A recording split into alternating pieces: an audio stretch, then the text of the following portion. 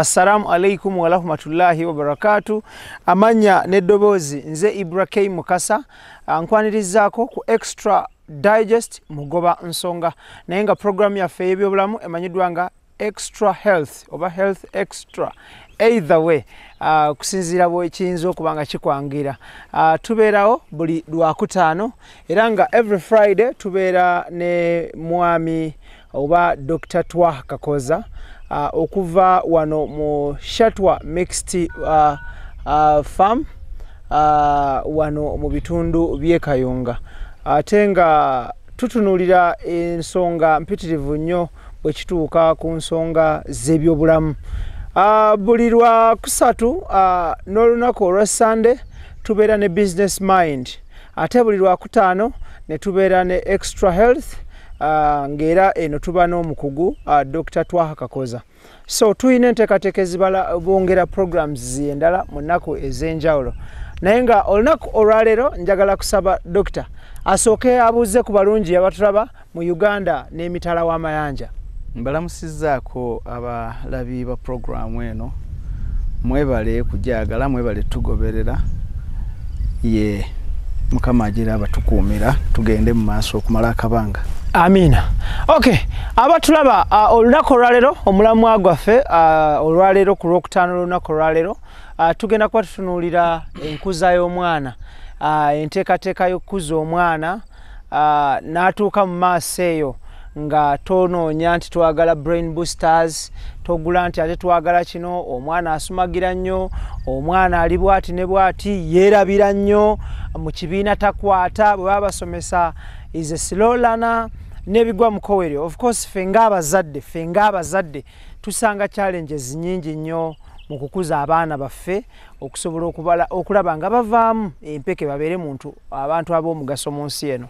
Wabula nga wetuzza olwaleero Dokita agenda kuba nga atusiigira ekifaananyi tulabe biki by'oteekeddwa okukola mu kaweefube w'okukuza omwana nga mu maaso eyo tolina kyojja kwagala kwongererezaako wabula nga akula ali real, natural and organized. Tutandikirawo Dokita.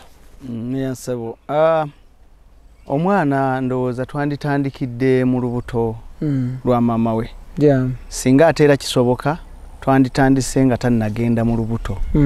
Omukadde omukyala n'atandika okweteekateekera okuzaala. Bw'aba yeeteekateeka okuzaala yandibadde alya bulungi, akola exercise. Abantu si bangi abasobola okugenda mu gyimu naye exercise tebesiŋŋaanibwa mu gyimu mwokka.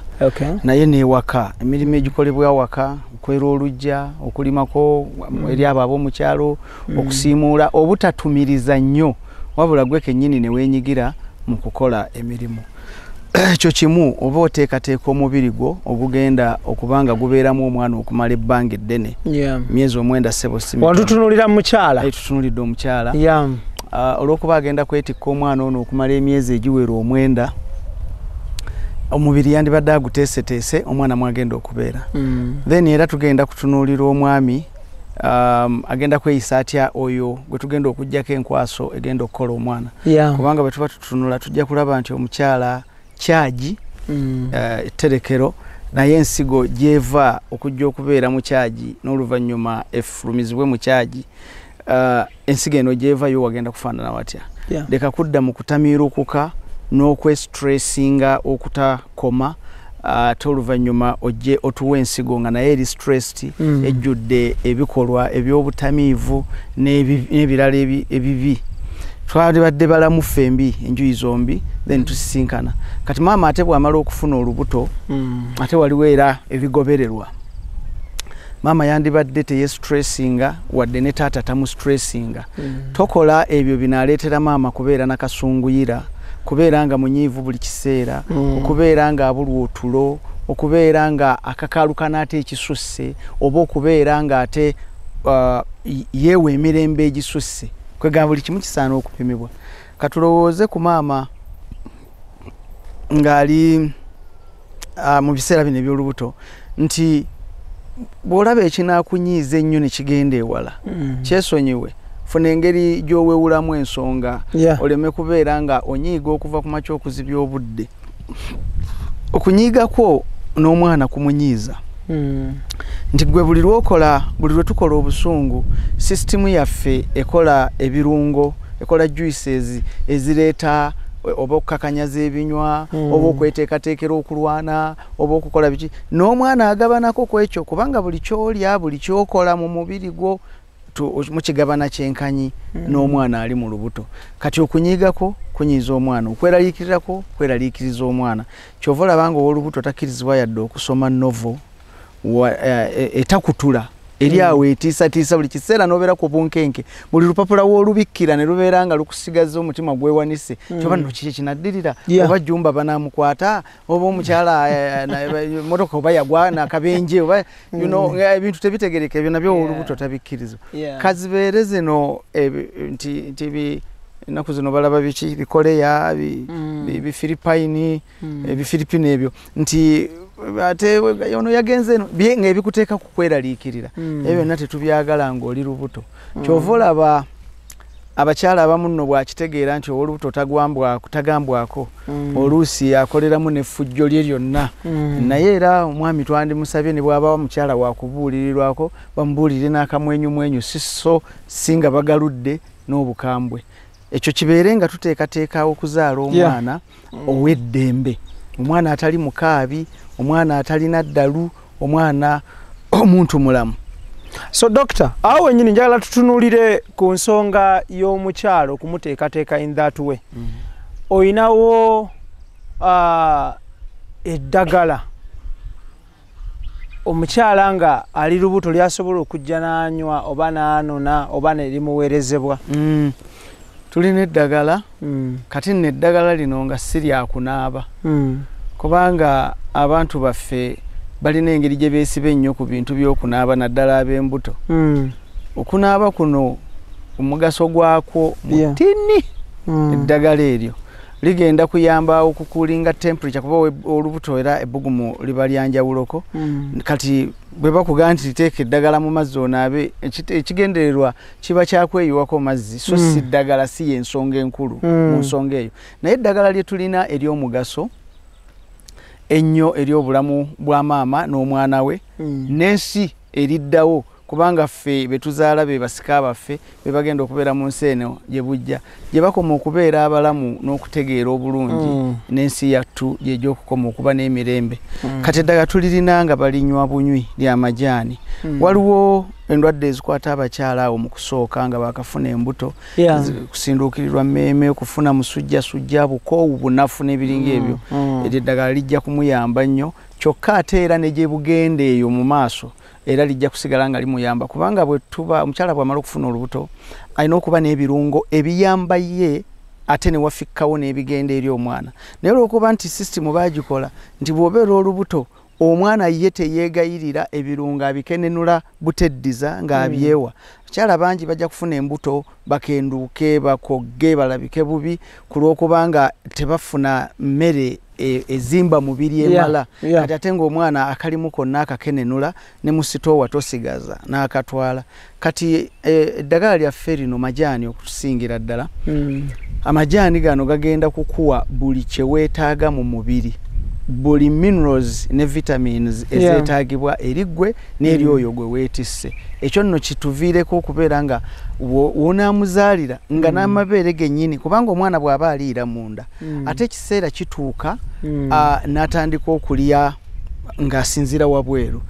Kati ebyo byagenda okulya ng'asinziira wabweru era amajaani gano gagenda biteekateeka. Omukyala anywedde amajaani gaffe gano agenda kuba n'amabeere amata mu mabeere ge agagenda okuyamba omwana ono ng'amaze okumuzaala.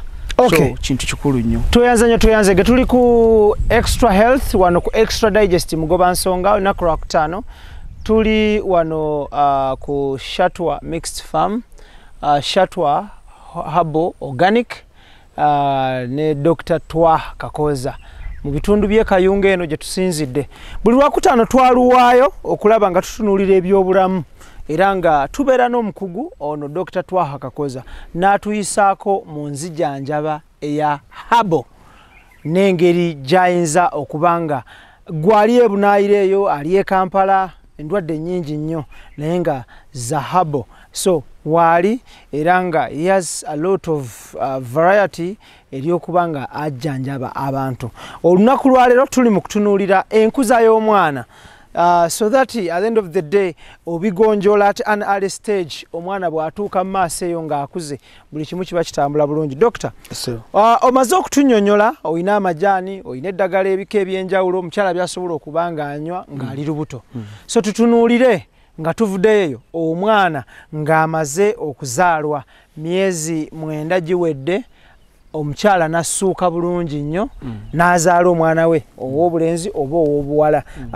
Awo kyekiddako awo ng'agenda okusumulukuka nawo tulinawo eddagala eddala newankubadde amajaani gano gasobola omuyamba bw'aba aganywedde ebbanga eryo okuzaala kwe ne kubeera kwangu, ebisaabi ebijja mu sipiidi bulungi nnyo nga tebibuze, tewali mwana kudilayinga kugamba nti ate omwana bamuzadde akooye ate yabuliddwa okisigeni ate yakozebwa ati n'olwekyo yafunye obuzibu ku bwongo oba ki.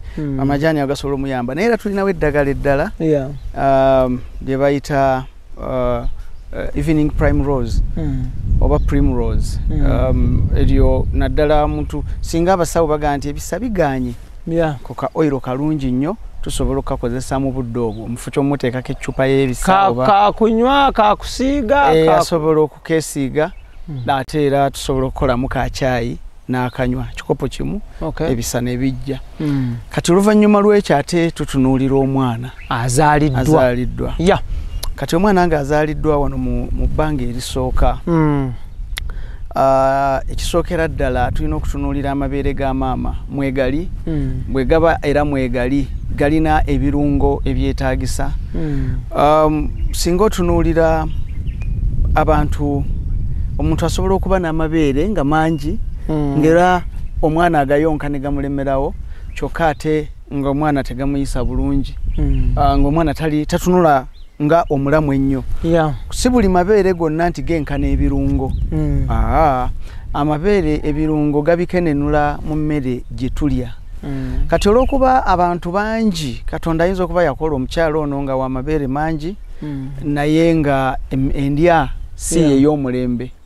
Kati endya ye si ya mulembe, amabeere gagezaako kukenenula byonna bye gasobodde okusinza ku mmere gy'alidde naye tegakenenulamu ebyo bye gasaanidde kubeeramu ebijjuvu. Kati tuba yeetaagayo supplement, yeetaaga amajaani gaffe gano amalala ag'omukyala ayonsa agagenda okuleeta amabeere okugangera mu bungi ate gagabalansinge, gagateekemu ebirungo, gateekemu vitamins, gagateekemu minerals. Omwana ze yeetaaga awo nawonna tuba tuzimba mwana. Kati olw'okuba enda kuleeta ekyokulabirako ekyo abasajja bakeera enkya ne bakola lumonde gwe bayita owa kipaapaali. Lumonde wa kipaapaali ono bamukola nga alina beta carotene, alina vitamini A. Bw'omugeraageranya ne lumonde ono owa bulijjo ng'ono ebirungo bye biri waggulu nnyo nnyo nnyo, nga buli lw'olya lumonde ono ofaanagana omuntu alidde lumonde n'aliirako epaapaali n'aliirako karoti n'anywerako amata. Kyokka ng'olidde lumonde yekka naye nga byonna mwebiri babikolanga mwebiri. Kati n'amajaani gano bwegatyo bwe gali nti ne bw'oba nga emmere yo, kubanga emmere eno eya buli lunaku si nnyangu okugifuna ebalansinga mu bantu abasinga obungi naddala mu Uganda yattu eno ey'ennaku zino ey'ebiseera bino ey'omulembe guno, nti abantu tweyongedde obungi, emirimu gyeyongedde okuba egy'ekkekwa, ettaka lyeyongedde okufunda. Omusajja yalina ekibanja kyayika 5 n'azaala abaana 9 n'agabirako abaana 4, yazaala abawala 5 bo baafumbirwa. Ebirenzi bino ebina biri wano byonna byasigala bigabanye ku yiika zino 5. Taata yasigazaako n'abalenzi be 4 yabawa okwo. Okwo kwe kubadde kuva emmere eyabakuza 9 ne taata ne maama ne bafuuka 11. Kati era kwe kukyava emmere olwaleero ebayimirizaawo nga kuliko n'abazzukulu 15. Kati kitegeeza nti we baalimanga lumonde we bamujja ate we bamuzza mwaka ku mwaka, season ku season, ettaka ne lituuka ne litendewalirwa, ebirungo byaggwamu. Lumonde ajja kusigala ng'ajja naye nga mwereere munda tajjudde birungo nga bwe birina okubeeramu. awo tumuwera amagezi nti bwonywerako eddagala lya ferino majani tegakaawa family yonna esobola okuganywa omwana oli ataafuna mukisa kumuteekateeka okuva mu lubuto ne bamunywera ne bamuliira emmere ennungi oba ne bamunywera amajani bw'anywa amajani ago nga muto agenda naye kufa wa mugaso gye bujja agenda kufuna bye yamiisinga mu lubuto ne banna abalala batagafunye bye bamiisinga era bw'anaabeera nabo mu mbiranye katugeze mu kibiina tajja kubeera wawala ate bano banna abataabikwatako tebajja mumuvuganya amajani gano agoogerwako omwana bw'azaalwa atandika okuganywa paka bbanga ki omwana ng'azaaliddwa maama we yasooka n'agamunywera ye n'agayonka okuweza okutuuka ku myezi 6 kati okutandikira ku myezi 6 asobola okutandika okuganywa naye tetujja kugamba nti okukoma bbanga ki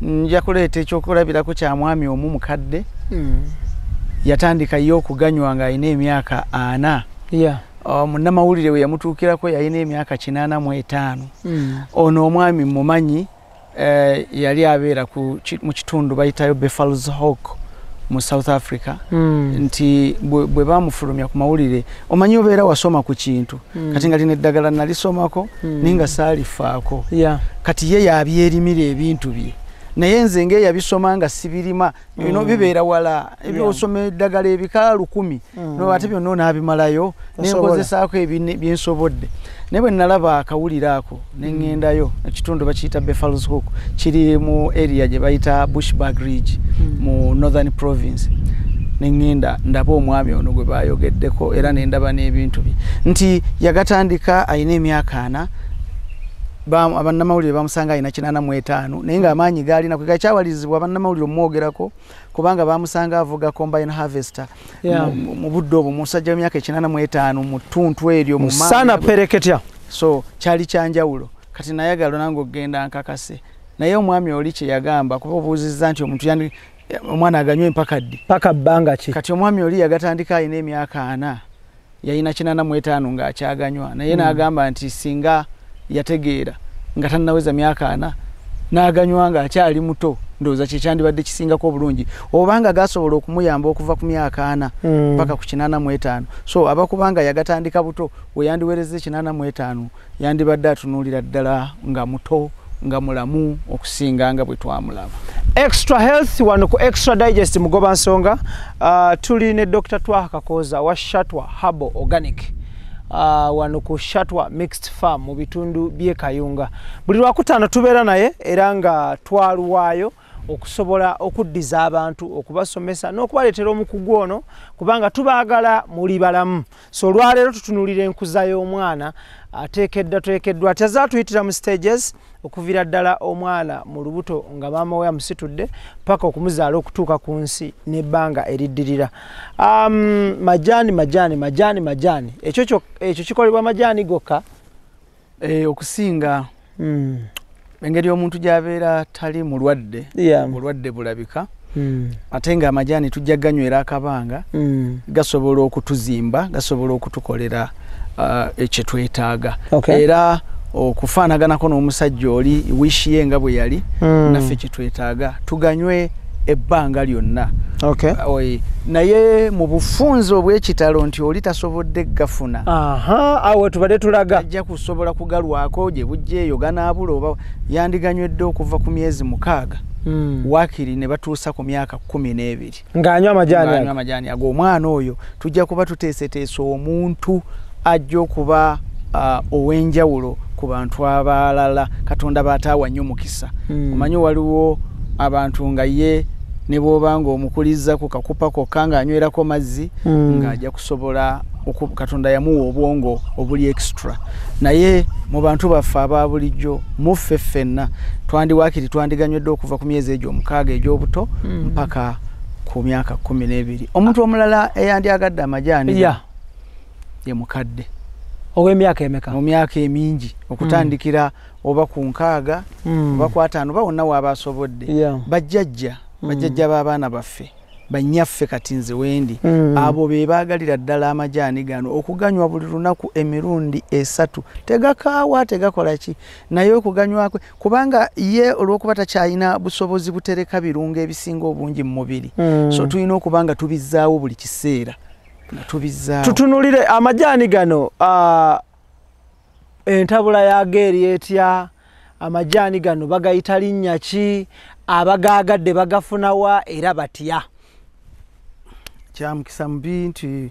wetwogeredde ebipaketi byaffe byatuweddeko naye babikola ku mulundi omulala tunafuna omukisa tujja bibalaga inshallah so fa tukyakola ekipaketi kya kilo emu ekipaketi ekyo kigula emitwalo 3 kisobola okukola mu family y'abantu nga 5-6 okumala omwezi kiremu okumala omwezi family y'abantu nga 5 rafu kubanga tugabaze nga tuganywa emirundi 3 olunaku kubanga kye kisinga obulungi ne bonywa emirundi 2 soke naye bonywa 3 kye kisingako gasangibwa wagafunibwa gatya basina bakubuuza kibuzo kiddakaawo tegannatandika kusaasaana walala wonna gakyasiŋŋaanibwa wano ku Twaha Organic wokka ekayunga kati abasinga obungi tugabatuusaako nga bakoze order abantu bangi bakuba amasimu ne bagamba ndeetere nze ndi w'emuyenga nze ndi w'ensangi nze ndi w'egindi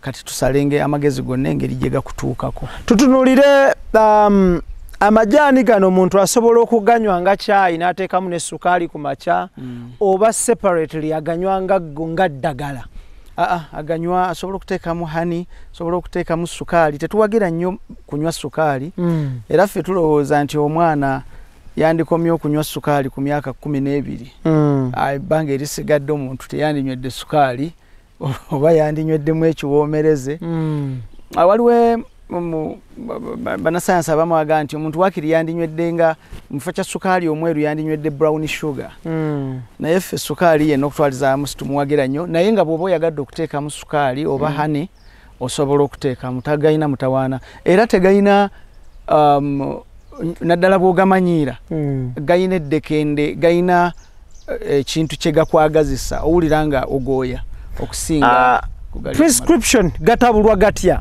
gatabulwa nga amajaani gano aga bulijjo era gye bujja tugenda gafunira filter bags naye kati tetulina filter bags tugasena nga ga buwunga n'oyiwa ekikopo ekijiiko kimu ekinene tablespoon kigenda mu flask eya lita emu ey'amazzi then akajiiko akatono era kasobola okugenda mu kikopo okay Extra health wano ku extra digest mugoba nsonga once again IBRAH Mukasa gemanya gange tuli ku farm wano emanyiddwa nga Twaha Organic era nga tuli ne Dr. Twaha Kakooza tutunulira enkuza y'omwana enteekateeka y'omwana azaaliddwa n'enteekateeka y'omwana ali mu lubuto lwa maama we.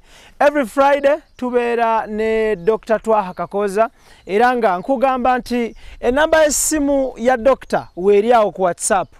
Mukubireko via WhatsApp gwali ebunaayira, muweereze voice note gwali ebunaayira, muweereze message. Consultation kubesimu mukubire mubuuze wano ne wali ajja kubanga ayanukula.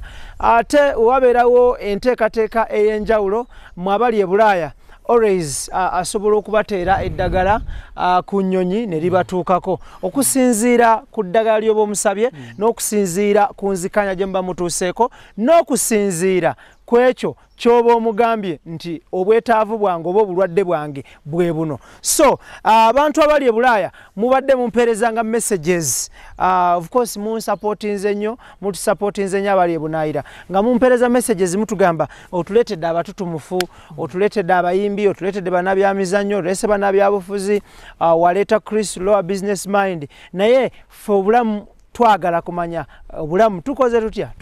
So finally we decided okufuna omwami akozesa herbals okujjanjaba era nga gwe tuli naye olunaku olwaleero buli wotulaba tuba tuyimiridde wabaawo ekika ky'eddagala ery'enjawulo era wabaawo eddagala ng'alina okunnyonnyola wano ne wali wano essaawa eno omulamwa tuguyita kungulu but bw'ofuna essimu eyo ya WhatsApp n'okuba essimu osobola okumunnyonnyola bw'owulira ky'olowooza ne mutandikirawo.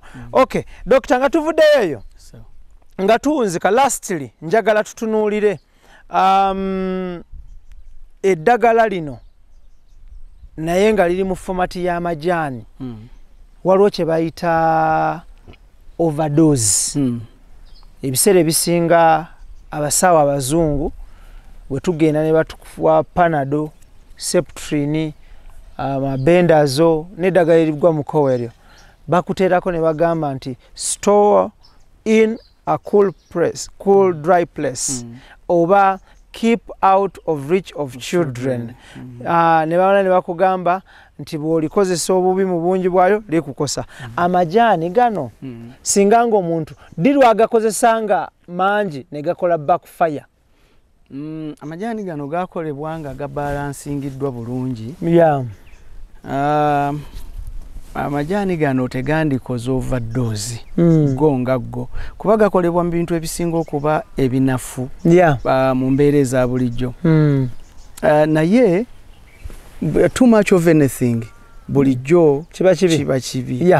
Omuntu yandigakozesezza mu ngeri n'obuvunaanyizibwa responsibly. Twandirowoozezza nti gayinza okumusinduukiriza emmeeme oba okumuleetera soft stomach. Omanye amajaani gano gagonza olubuto, tegaleeta mbiro naye gagaana omuntu oconstipatinga. Nti ate bw'otabeera constipated togenda kuba na mukisa gufuna kamunguluze, togenda kuba na mukisa gulwala gulumwa mutwe n'ebiringa ebyo. Kati naye bw'ogayitiriza olubuto luyinza okuluzinga ennyo. Bw'ogayitiriza era oba oli awo gayinza okusindukiza emmeeme. Naye mulimu thyme ne majoram ebigaana okusinduukirirwa emmeeme olw'okuba gakolebwa nga ne omukyala w'olubuto aganywa olubuto olusooka, n'olwekyo gabalansingibwa bulungi nnyo. Tegandikoze overdose naye naawe gayinza obutakuwoomera bwe gayitirira obungi. Ekyo kyennyini ne kigakugobako naye nga tegalina nnyo. Kyokka nga mu ddagala eddala lingi tulirina erikola overdose. Okay.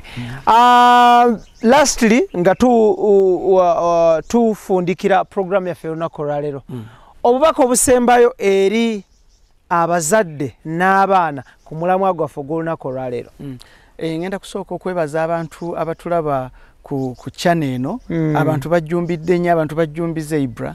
Era abantu balungi era bakomentinga birungi era bakubya amasimu. Kati omulamwa mu bubaka eri omuzadde naddala ow'olubuto. Omukyala atannafuna lubuto eyeteekateeka okufuna olubuto, naawe amaze okulufuna, mufube okulaba nga mweyisa mu ngeri egenda okubabeeza n'abaana abanabagasa gye bujja. Tonywa mwenge ng'oli lubuto, toyomba tolwana towakula ntalo ng'oli lubuto. Gezaako obutasunguwala oleme kutuzaalira mwana wakasunguyira. Gezaako obutayomba na mwami, naawe omwami leka kunyiiza mukyala, leka kumuyiikiriza, batuzaalira omwana ow'eggonjebwa, omwana omuntu mulamu. Ebyo tuli byogerako ne tubalaga lwaki omuntu bwayomba omwana abeera bwati ne bwati. Tuli biwa obudde. Kati ate eri mmwe abalina bajjajja abakuzeekuzeemu, amajaani gano mugeeyunire. Balina abaana abagenda ku ssomero baddiŋŋana mu bibiina bakola biki n'ebiringa ebyo. Amajaani gano gakola mpola mpola, tegakola ku speed. Togatwala n'ogasuubira okukolera mu wiiki. Mu wiiki emu kyogenda okulaba lugenda kuba lususu. Mu wiiki emu lususu lwokka lwojja okulaba. Naye bino ebirala bajja genda babizimba mpola. Ate olaba n'abaana bano abalwawo okwogera nti omwana nago gabayamba. Yes, era gegamu kyekirungo ekinene kye tuwaayo then ne twongerezaako ebirala. Lwakuba ag'oyo tugatabula mu ngeri ey'enjawulo. Naye main ingredient era gabeera ag'amajaani then kwe twongereza ebirala nga ginkgo biloba n'ebiringa ebyo. So mwenna abali mu kiti ekyo ekikoseddwa obwongo, oba abaagala okuba n'obwongo obubangufu, oba abaagala okubeera ne sober mind kale kubanga mulimu n'ekirungo ekigaana stress, ekigaana anxiety, ekigaana depression, ebyo amajaani ago. So gwe mulanga gwemba kubira mmwe, naye okusingira ddala nkubira abazadde ab'embuto abateekateeka ozifuna, abayonsa n'abo abalina abaana abatannaweza myaka 12. Okay, enamba y'essimu weri awo ya doctor, call him so kumukubira ku WhatsApp, so muweza message ku WhatsApp, so muweza voice note ngonnyonnyola ekyo exactly kyoyagala okumanya n'okukwasiganyizaako wano ne wali. Ate nga still ku Facebook page bagiyise Shatwa Mixed Farm. Osobola nabo okuba nga obafollowinga, okubaweereza obubaka. Still kati woba tobafunye osobola okutuwandikira email eri extradigest@gmail.com.